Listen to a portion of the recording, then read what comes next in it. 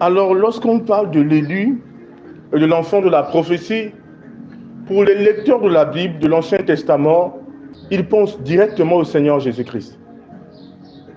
Parce que vous devez comprendre que Israël a marché des années avec la conscience qu'il y a un enfant de la prophétie qui devait arriver dans le monde.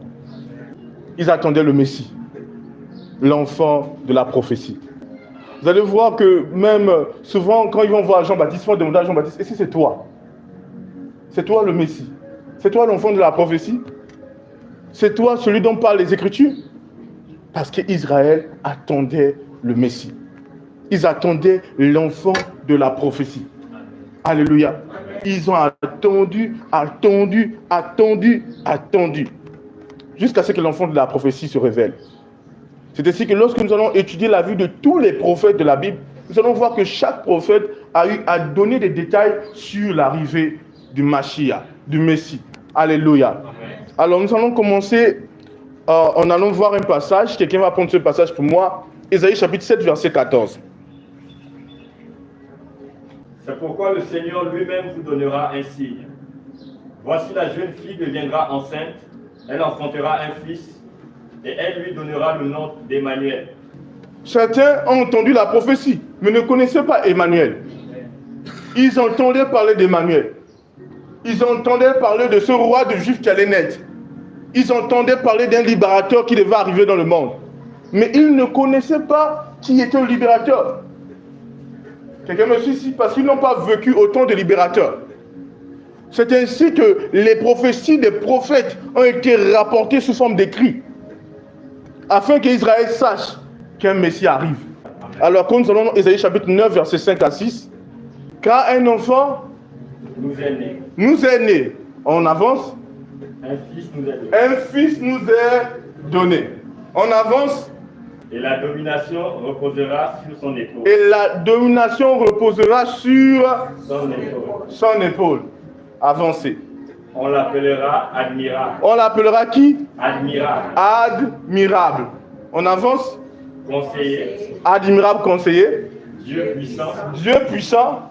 Père éternel. Père éternel. Prince de la paix. Prince de la paix. Alléluia. Quelqu'un me suit ici? Amen. On l'appellera quoi? Père éternel. Vous comprenez pourquoi le Seigneur c'est le Père? Amen. On annonce l'enfant, on dit on l'appellera Père éternel. Amen. C'est lui le Père. C'est pourquoi il a dit à son disciple, il a dit Philippe, celui qui m'a vu a vu le Père. Amen. Quelqu'un me suit ici? Amen. Voilà. Donc on l'appellera comment? Père éternel. Alléluia. Amen. Donc ça c'est toujours Ésaïe. Et Ésaïe c'est des années en arrière. Vraiment des années lointaines. Alors il est en train de prophétiser sur l'arrivée du Messie.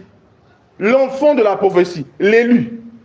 Nous voyons que la vie du Seigneur Jésus-Christ, le Messie, n'était pas une vie juste oisive. Alléluia. Sa vie a été annoncée par des prophètes des années avant. Et quand nous allons lire, nous allons voir que la Bible va dire que les prophètes de l'Ancien Testament, de l'Ancien Temps, ont fait du salut le sujet de leurs investigations. Amen. En fait, lorsqu'on parle du salut, on parle de Christ, de Dieu venu en chair. Quelqu'un me suit ici? Ils ont fait de cela le sujet de leurs investigations. Ils cherchaient à comprendre est-ce que c'était pour leur temps. Ils voulaient comprendre la saison. Alléluia. Et le Seigneur les a révélés que ce n'était pas pour leur temps, c'était pour un temps qui arrivait. Amen. Ils voulaient savoir si c'était pour leur temps, la saison là. Est-ce que l'enfant de la prophétie c'est pour maintenant?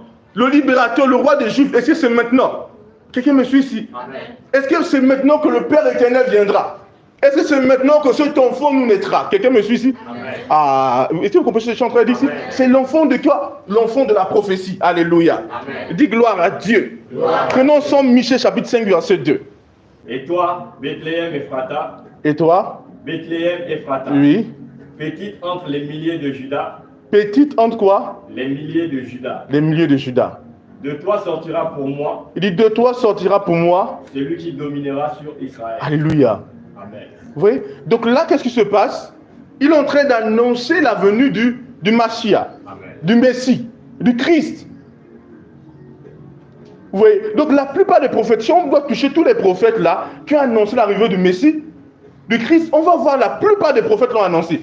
D'une manière ou d'une autre. C'est vrai que dans les prophètes, il y a des prophètes qu'on appelle des prophètes messianiques qui ont vraiment insisté sur la personne de Christ. Mais toute la loi, toutes les Écritures parlent de lui. C'est pourquoi même quand il va arriver, il va dire que vous sondez les Écritures en croyant recevoir en elle la vie éternelle. Les Écritures parlent de moi. Quelqu'un me suit ici? Oui. Donc, par excellence, le premier fils de la prophétie, parce qu'il n'est pas le seul enfant de la prophétie, le premier enfant de la prophétie, c'est le Seigneur Jésus-Christ. Il est l'enfant de la prophétie. C'est lui qui devait venir, le libérateur, le sauveur.